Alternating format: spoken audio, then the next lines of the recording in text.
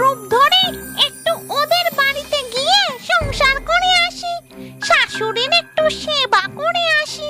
এরপর ডাইনি বড় বউয়ের আর পেতনি ছোট বউয়ের রূপ ধরে তাদের বাড়িতে যায়।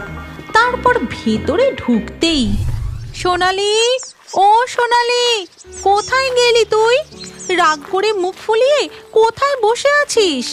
ও সোনালি!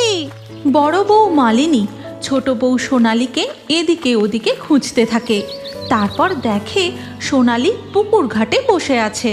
কি রে, তুই এখানে বসে আছিস আর আমি তোকে চারিদিকে খুঁজছি। চল বাড়ি চল। না, আমি বাড়ি যাব না। কথায় কথায় শাশুড়ির অমন মুখঝামটা আমি আর সহ্য করতে পারছি না। সকালবেলায় চাটা একটু ঠান্ডা হয়ে গিয়েছিল বলে উনি আমায় হাজারটা কথা শুনিয়ে দিলেন। এদিকে দেখো, চাটা রোজ ঠান্ডা করেই তো উনি খান। তোর পাগলি, এই জন্য কেউ রাগ করে? ওনার তো বয়স হয়েছে, তাই একটু রাগারাগি করে। তুই চল তো এবার বাড়ি চল, মেলা কাজ পড়ে আছে। বড় বউ মালিনী সোনালীকে বুঝিয়ে সুঝিয়ে বাড়ি নিয়ে আসে। আর বাড়ি ঢুকতেই শাশুড়ি বলে, এই যে সকাল সকাল কাজে ফাঁকি দিয়ে দুই বউয়ের কোথায় যাওয়া হয়েছিল শুনে? কোথাও না মা, আমরা একটু পুকুর ঘাটে গিয়েছিলাম। বলে ঘড়িতে কটা বাজে সে খেয়াল আছে? আমার নিরামিষ পদের রান্না কখন বসাবে? নাকি ভেবেছ দুপুরে শাশুড়িকে না খাইয়েই রেখে দেবে? এই তো মা, আমি এক্ষুনি রান্নাঘরে যাচ্ছি। রান্নাঘরে যাচ্ছ মানে? সকাল থেকে তো তোমরা সব আঁশ রান্না করলে, ওই কাপড় চোপড়ে আমার নিরামিষ রান্না করে আমায় পাপের ভাগিদার করবে নাকি? যাও গিয়ে স্নান করে এসো। এই তো সকালে একবার স্নান করলাম, এই ঠান্ডায় কতবার স্নান করব মা? ও সব আমি জানি না। স্নান করবে, তারপর রান্নাঘরে ঢুকবে। এইভাবেই চলতে থাকে শাশুড়ির নানান রকম নিয়মের বাহার। দুই বউ যতই নিখুঁত আর পরিপাটি করে কাজ করুক না কেন, তাদের খুঁত বার করা আর দুই বউয়ের নিন্দা করা ছাড়া শাশুড়ির দ্বিতীয় কোনো কাজ ছিল না। একদিন দুপুরবেলায়, বড় বৌমা ভাত দাও, ও ছোট বৌমা ভাত দাও, ও বড় বৌমা। দেখেছিস বড় খোকা, দেখেছিস ছোট খোকা, কত বেলা হয়ে গেল এখনো দুই বউ আমাকে খেতে দিল না। এই দুই বউয়ের অযত্নে আমি কত রোগা হয়ে গেছি দেখ। বলি শুনছো? কি গো, তোমাদের এখনো রান্না হলো না? মাকে কখন খেতে দেবে? এই তো দিচ্ছি। তারপর বড় বউ শাশুড়িকে খেতে দেয় আর ছোট বউ দুই ছেলেকে খেতে দেয়। খাবার খেয়ে শাশুড়ি বলে, মা গো, ছে, এইটা কোনো রান্না হয়েছে? এ তো মুখে দেওয়াই যাচ্ছে না। মা, এ তুমি কি বলছো? রান্নাগুলো তো ভালোই সুস্বাদু হয়েছে। এই কথা শুনে সোনালি রাগে গটমট করতে করতে রান্নাঘরে চলে যায়। মালিনীও পিছু পিছু যায়। দেখেছো দিদি ভাই, দেখেছো কেমন বজ্জাত শাশুড়ি? দুই ছেলের সামনে ইচ্ছা করে এসব করে, ভালো লাগে না। আর মনে হয় এই সব কিছু ছেড়ে ছুড়ে চলে যাই। আহ সোনালি, চুপ কর, শুনতে পাবে। দিদি ভাই চলো না, গ্রামে তো মেলা বসেছে, আজ আমরা দুজনে একটু মেলা দেখে আসি। তোমার দেওর আর দাদা ভাই তো মায়ের ভয়ে আমাদের কোথাও নিয়েও যায় না। চলো না, আজ আমরা দুজনে যাই। কিন্তু রাতের রান্না বান্না? ছাড়ো তো, ওরা যা পারবে করবে, আর না করতে পারলে শুকনো মুড়ি খেয়ে নেবে। এরপর বিকেলবেলায় দুই বউ তৈরি হয়ে মেলা দেখতে যাওয়ার জন্য বেরিয়ে পড়ে। তারপর চারিদিক ঘুরে তারা ফুচকা খেতে খেতে বলে, কতদিন পর ফুচকা খাচ্ছি, মেলা দেখতে এসেছি। উফ, কি যে আনন্দ হচ্ছে, মনে হচ্ছে যেন জেলখানা থেকে ছাড়া পেয়ে গেছি। হ্যাঁ, কিন্তু সন্ধে হয়ে গেছে, এবার বাড়ি ফিরে চল, গিয়ে তো আবার রাতের খাবার বানাতে হবে। এখন বাড়ি যাব না, এক্ষুনি যাত্রাপালা শুরু হবে। যাত্রাপালা দেখে রাতে বাড়ি ফিরবো।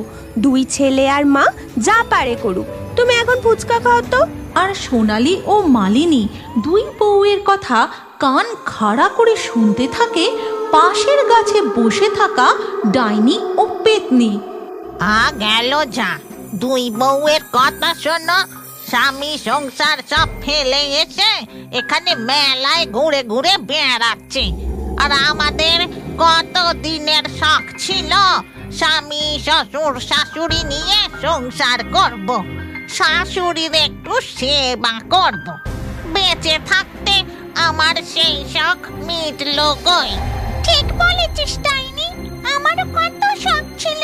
বলছি চল না, আমরা এই দুই বউয়ের রূপ ধরে একটু ওদের বাড়িতে গিয়ে সংসার করে আসি, শাশুড়ির একটু সেবা করে আসি। হ্যাঁ ঠিক বলেছিস, তাই চল। এরপর ডাইনি বড় বউয়ের আর পেতনি ছোট বউয়ের রূপ ধরে তাদের বাড়িতে যায়। তারপর ভেতরে ঢুকতেই, এ কি, তোমরা ফিরে এলে যে? এই যে বললে ফিরতে রাত হবে। হ্যাঁ, আসলে তোমাদের রাতের খাবার বানাতে হবে তো, তাই ফিরে এলাম। এখন চটপট বলে ফেলো তো, কি খাবে? যা বলবে তাই বানিয়ে দেব। তাই নাকি? তাহলে আজ গরম গরম ভাত আর কচি পাঁঠার মাংস বানিয়ে ফেলো তো। আর তার আগে আমার জন্য একটু গরম চা করে আনো। এই কথা শুনে ডাইনি রূপী মালিনী আর পেতনি রূপী সোনালি রান্নাঘরের দিকে যায়। ঠিক সেই সময় শাশুড়ি গোটা বাড়িতে গোবর জল ছেটাতে থাকে, আর দুই বউকে দেখে তাদের গায়েও বেশ করে গোবর জল ছিটিয়ে দেয়। ওরে বাবারে, জ্বলে গেল রে, জ্বলে গেল। উফ, কি এটা? মরণ, গোবর জল ছেটানোতে এমন তিরিং বিরিং করে লাফানোর কি হলো? যাও গিয়ে বাইরের কাপড় চোপড় ছেড়ে তারপর রান্নাঘরে যাও। তারপর দুই বউ কাপড় চোপড় ছেড়ে শাশুড়ির জন্য চা করে নিয়ে আসে। এটা কি চায়ে ছিরি, একটুও মিষ্টি নেই। তাছাড়া চা তো পুরো ঠান্ডা হয়ে গেছে। ঠিক আছে মা, আমি আবার আপনার জন্য চা করে আনছি। এরপর বড় বউ আবার এক কাপ চা করে আনে। মা গো, জিভটা পুরো পুড়ে গেল। এত গরম চা কেউ আনে? আর এটা চা না মিষ্টির রস? ঠিক আছে, আর চা করতে হবে না।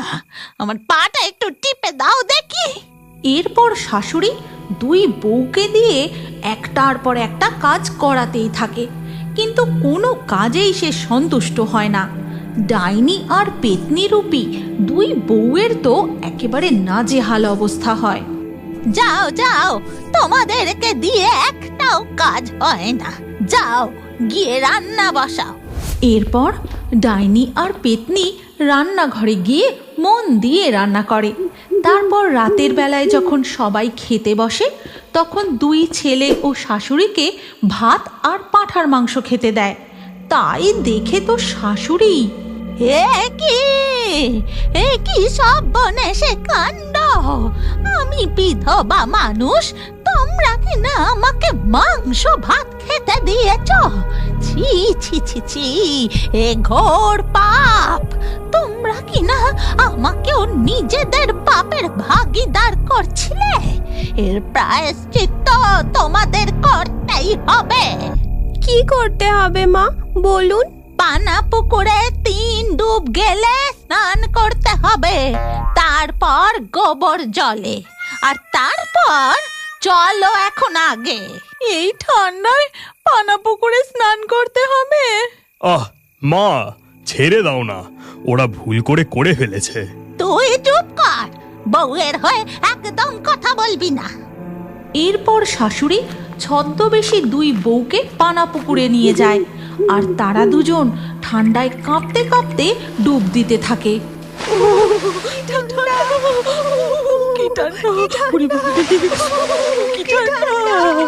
এরপর শাশুড়ি তাদের গায়ে গোবর গোলা জল ঢেলে দেয়। তারপর আবার তাদের ঠান্ডায় বাইরে দাঁড় করিয়ে ধূপ ধুনো আর লঙ্কা পোড়ার ধোঁয়া দিতে থাকে। আর তাতে ছদ্মবেশী দুই বউয়ের অবস্থা তো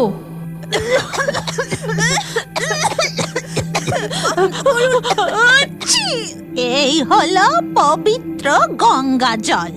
এই জল ছিটিয়ে তারপর তোমরা শুদ্ধ হবে।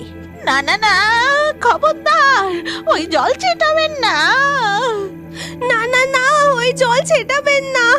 কিন্তু শাশুড়ি কোনো কথা শোনে না, তাদের গায়ে গঙ্গা জল ছিটিয়ে দেয়। আর সাথে সাথেই ডাইনি আর পেতনি নিজেদের রূপে ফিরে আসে। এই দেখে শাশুড়ি আর দুই ছেলে তো খুব ভয় পেয়ে যায়। ওরে বাবা রে বাবা, এ কি দজ্জাল শাশুড়ি রে বাবা! ওই দুই বউ এই রকম শাশুড়ির সঙ্গে কি করে ঘর সংসার করে রে বাবা? যা বলেছিস, ওই দুই বউ কি করে এই শাশুড়িকে নিয়ে সংসার করে কি জানি। আমাদের তো একদিনেই অবস্থা খারাপ করে দিয়েছে। পেতনি, চল পালাই, সংসার করার স্বাদ আমাদের খুব মিটেছে। আমরা ওই শেওড়া গাছেই ভালো ছিলাম, চল পালাই। ডাইনি আর পেতনি সেখান থেকে পালিয়ে যায়। ঠিক তখনই সোনালি আর মালিনীও বাড়ি ফিরে আসে। এ কি, আপনারা সবাই এইভাবে বাইরে দাঁড়িয়ে আছেন কেন? জানো বড় বৌমা, তোমাদের বেশ ধরে দুটো ডাইনি আমাদের বাড়িতে এসেছিল। তাতে আর ক্ষতি কি মা? আপনার জ্বালায় তো ডাইনিরাও ভয় লেজ গুটিয়ে পালিয়েছে। চুপ করো তো, তোমার বড্ড কথা। এইভাবেই তাদের চলতে থাকে, আবারও সেই একই রকম রোজকার জীবন। তুমি কি জানো, তোমার নামও আমাদের কার্টুন ভিডিওর মধ্যে থাকতে পারে। আজকের লাকি ড্রয়ে নির্বাচিত নামগুলি হলো রাহুল, সাদিয়া, কাম্য, আফসানা, সুবর্ণা, অনুপ, আরমান, লক্ষ্মী, সুমাইয়া, আয়ুষ, তৈয়ব, সুজন, অয়ন, সোনালি, ইয়ামিন। আপনার নামসহ সেরা কমেন্ট করে পরবর্তী ভিডিওতে দেখার জন্য এক্ষুনি ভূতের কার্টুন বাংলা চ্যানেলটি সাবস্ক্রাইব করে নিন। তারপর আপনার নাম কমেন্টে লিখে দিন। আর স্ক্রিনের উপরে আসা এই পরবর্তী ভিডিওতেও ক্লিক করে ওই ভিডিওতেও আপনার নাম লিখে দিন। আপনার নাম আমাদের কার্টুন ভিডিওতে অবশ্যই দেখতে পাবেন।